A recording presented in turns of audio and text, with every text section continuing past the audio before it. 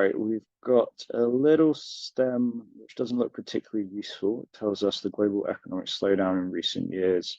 So that's financial crisis, given we're looking at 2004 to 2009. So UK unemployment measured by the claimant count rise from 870,000 to 1.5 million. So I'll probably use that somewhere, maybe just in the introduction, but I'm going to be looking for AO2 outside of that. And this is quite a tricky question for AO2 off the top of my head. And I haven't really prepared for this. So, well, I haven't prepared AO2 for this, so it's going to be off the top of my head.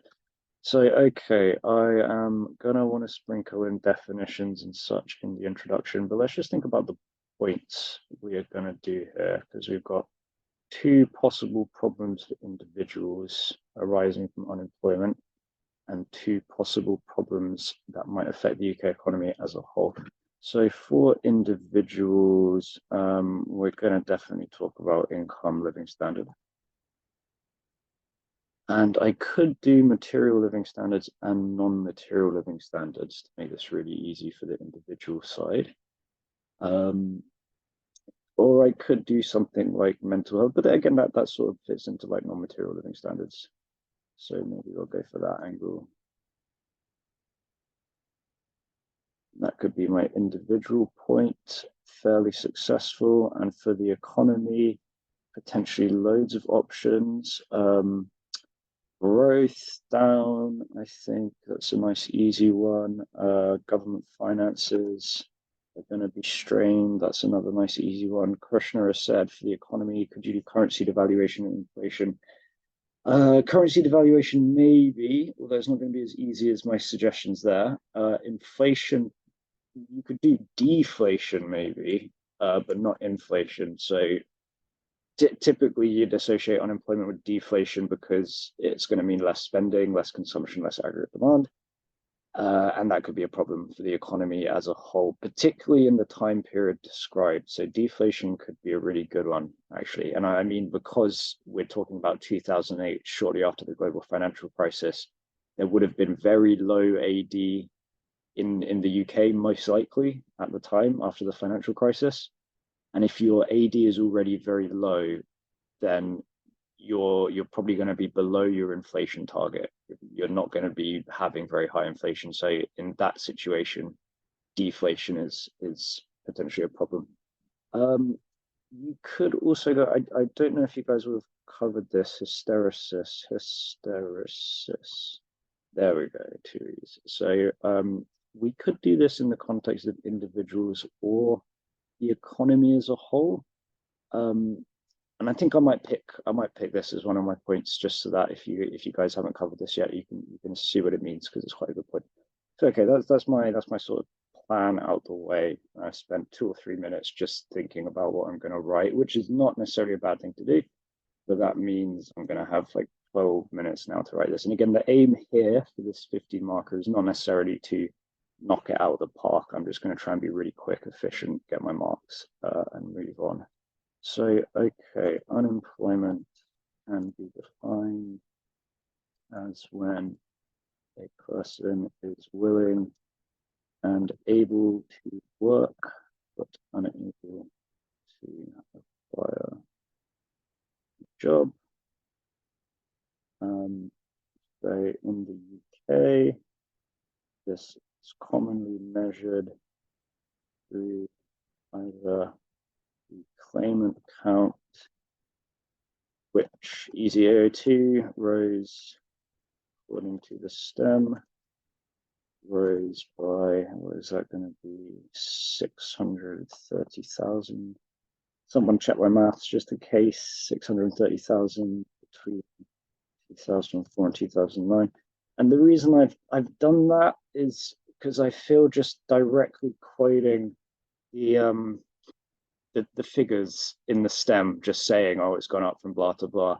I feel like a really harsh examiner. He might be like, or she might be like, it's a bit, it's a bit weak. You haven't really done anything with those figures. So my thought process here is I'm just doing a really simple calculation, just so it's like, I've done something. I've put some effort in, and hopefully that will mean they credit it with more intelligence, more whatever. They look more favorably. Well done, whoever's joined now. So okay. Um, oh my God, lots of people joining now. What's going on there? All right, so this is commonly measured through either the claimant count or the LFS ILO survey method, survey method of calculating employment. And maybe I can go into a bit more detail on that if I have time, but I don't think I will. Is there anything else I might want to put to the introduction? You can split unemployment into underemployment, and I could differentiate the difference between the population and the labor force, maybe. But I think again, in this case, I'm not really going. I'm not supposed to be doing like a star 15 out of 15, no stone unturned. So let's just move ourselves on. So one reason a rise in unemployment might create problems for individuals is because of the likely decrease in their income and subsequent decrease in their material and non-material standard of living. So this is going to be a very, very easy point, to be honest. And all I'm going to do to kind of jazz this up is a strategy I would often do when you want to talk about income, which is you can always link that to living standards, and you can always break that down into this idea of material and non-material standard of living. And this could, again, I'm maybe not going to have time to exploit this fully here, but this could enable you to do a really, really big meaty point with very, very little to go on. So here I'm going to try and keep it quite simple. So as a worker becomes unemployed, they will, of course, lose the salary that came with their job and either have to rely on state benefits, unemployment benefits, e.g. universal credit in the UK, AO2, there we go. Or if they do not qualify, family, friends, but let's clarify this. If they do qualify benefits on family, friends, or wealth, such as savings. Okay.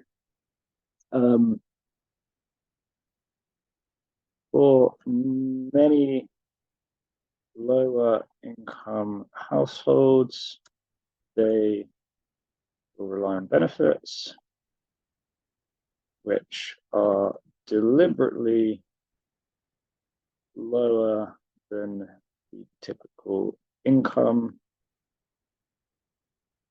And that is, of course, so as not to encourage workers to voluntarily get benefits.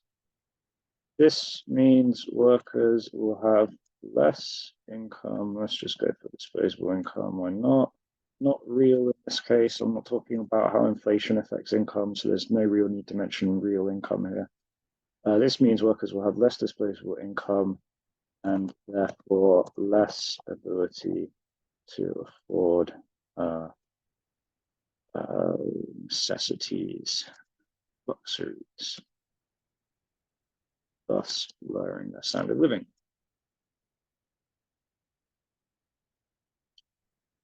This may also affect their ability to maintain their health and happiness.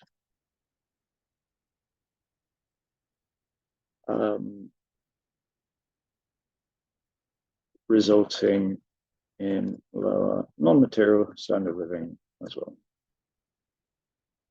And there is so much more detail to give on like how you break down material, non-material standard of living, but this is already quite chunky for the 50 marker, and I've got to do 3 more points, so I think it's sensible to move on. There is some really nice AO2 I would love to add about. Is it from Soccernomics? I wouldn't add it unless I can remember the book, so maybe I wouldn't add it. But the correlation between suicide rates and recession, or unemployment and suicide rates, is well noted in the academic literature. So okay. So let's do a second problem. A second problem unemployment might create for individuals. And notice, of course, these really clear topic sentences. It's quite easy for this question. It's a straightforward question. A second problem unemployment might create for individuals is hysteresis. Hysteresis. Okay, so let me just add a couple people who've just come in. 1 second. Oop. Accidentally closed the document. Okay, so what exactly is hysteresis? It's effectively like a ripple effect where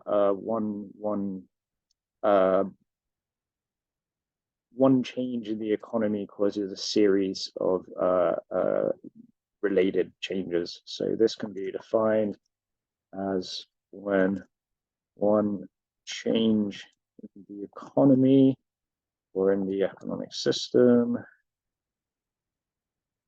causes a series of related changes, aka a ripple effect. Oh, I'm not going to do that, so I can't work out this aka thing. Okay, in the context of unemployment, which is really what I should be explaining here. In the context of unemployment, great question, Mira. What's the difference between multiplier effect and hysteresis? So the multiplier effect is specifically about how an injection of income into the circular flow creates more income than you initially put in. Whereas hysteresis is a much broader term. It's not even specific to economics. It's used in a lot of subjects, and it's basically just this idea that, like a ripple effect, you can have one small change within a system that will kind of ripple outwards, cause another change, and then cause another change, cause another change.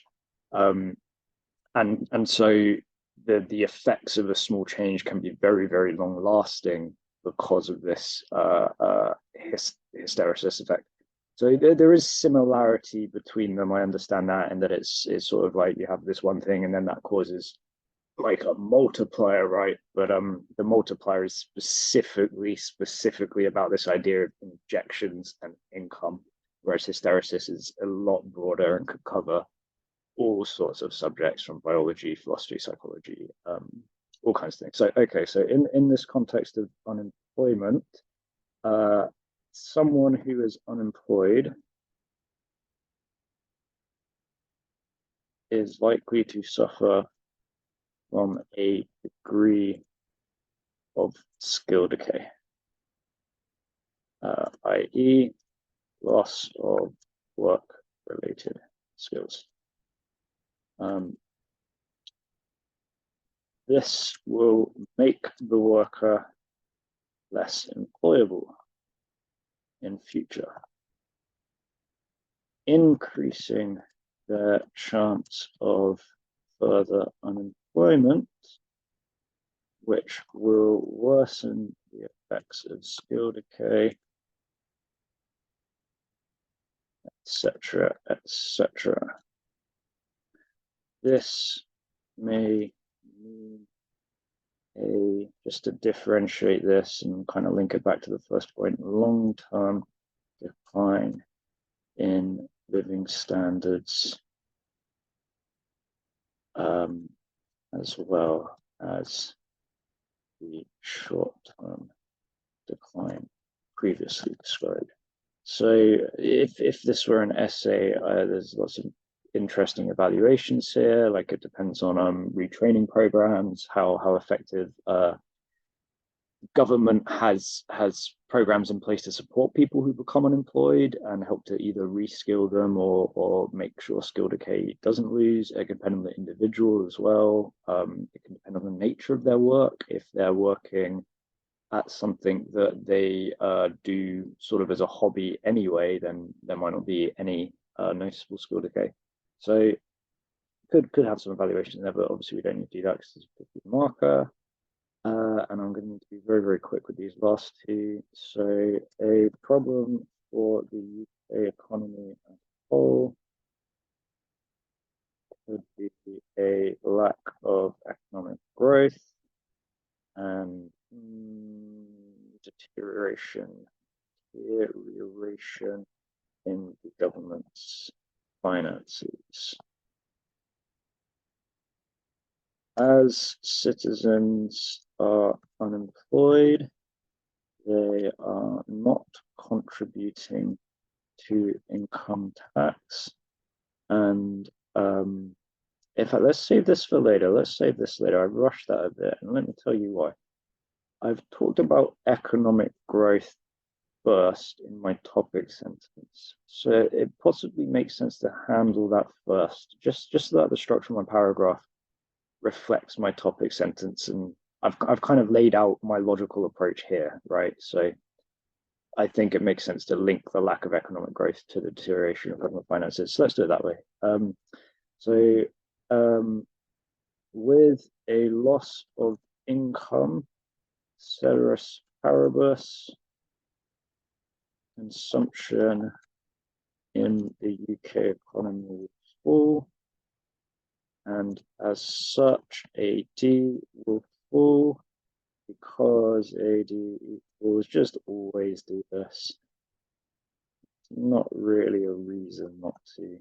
It's quick, it's easy, you get an equation in your answer. Maths, so AD will fall because AD equals C plus I plus G plus X minus M.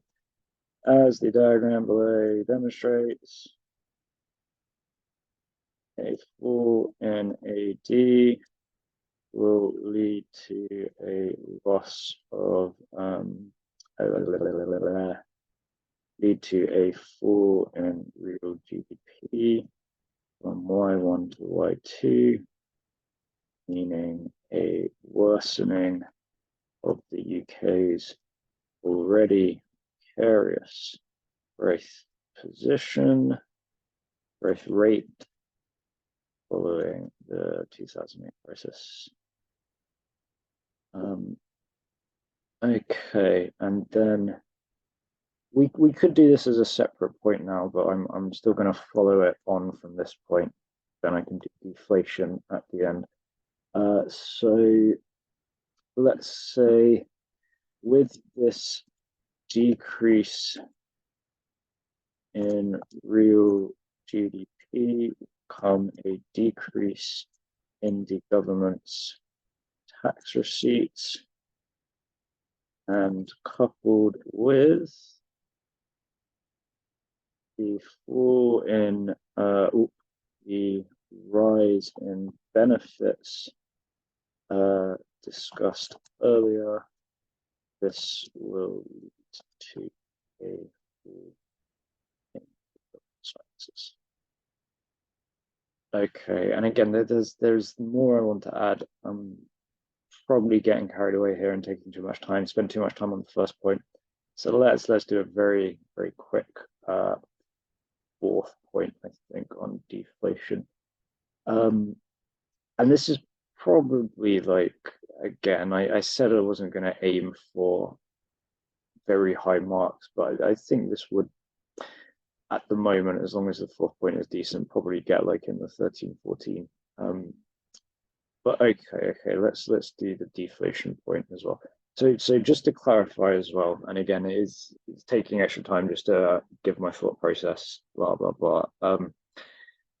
I think the easy option here would have been for me to do government finances and economic growth as a completely separate point. So that would have been the easy and the smart thing for me to do, and possibly also to just do material and non-material living standards as the points for unemployment. The only reason I've really taken this strategy is so that I can demonstrate hysteresis, just in case you guys haven't covered it, and deflation. It felt like it would be useful for me to do deflation for the purposes of teaching you guys about how you could include it in this kind of question, not because I actually think that would be the most efficient way to do this essay. The most efficient, easiest would have just been to do growth as one point with the AD diagram, and then a separate point on the government finances where I'd maybe throw in our roughly 2 trillion, 100% of GDP, AO2 for the government's debt. But so I'm not going to do this here. I'm going to talk about deflation instead. So a second problem for the UK economy that may arise from increased unemployment is the threat of deflation. The UK's target inflation rate is 1 to 3%.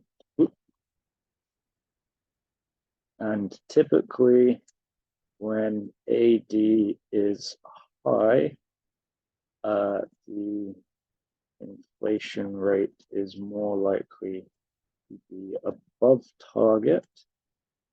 And when AD is low, of course, that means the inflation rate is more likely to be below target. And if we refer to a diagram, that's of course because high AD pushes up the price level, low AD brings down the price level.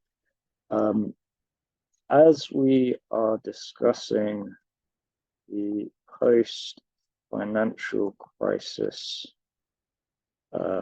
period for the UK economy, it is likely AD is low already due to a lack of consumer and investor business confidence following the financial crisis. So hopefully this will make sense again. This is quite simple stuff. Okay, therefore,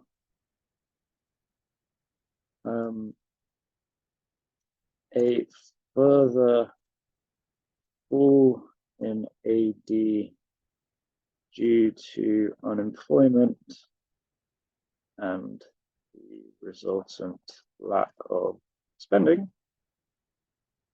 will potentially cause the UK to fall far below target and even into negative inflation rates, i.e. deflation, which can cause problems such as delayed spending, economic stagnation, and a deflationary spiral. Exclamation mark. No, exclamation mark. Okay, so that is it. That is too long. This was supposed to be, yeah, it's too long. I've failed to deliver what I promised. It is a like probably 20-minute job if you take away the commentary. So I've actually spent like 23, 24 minutes writing this. But if you take away the commentary, it'd probably be like 20 minutes, but then you maybe add a bit because I'm typing, which I can do quite a bit faster than writing. So I have spent a bit too long on this. Dira said, do you need a diagram? You don't need one. You don't need one. I have referred to one here, and it's just going to take me way too long to draw it out in Word, but I would have put the diagram there after I discussed it and labeled it, blah blah blah. But you don't need a diagram. It is worth saying you don't need a diagram for any question. It helps. It's certainly the case that if you can have a diagram, you are maybe, I can't put a number on it, but 5% more likely, whatever, to get the top grade. But you don't need one. There's nothing in the mark schemes which says you need it except for the 9 marker. It's the only question where you need a diagram, and therefore the only one where you should force a diagram into your answer. I'd often say for a 25 marker, look, if you can't think of a good diagram, skip it because you don't need it. And I think no diagram is probably better than an irrelevant diagram or a bad diagram. So yeah, so only the 9 marker where you need to feel like under pressure to get a diagram in there, 100%.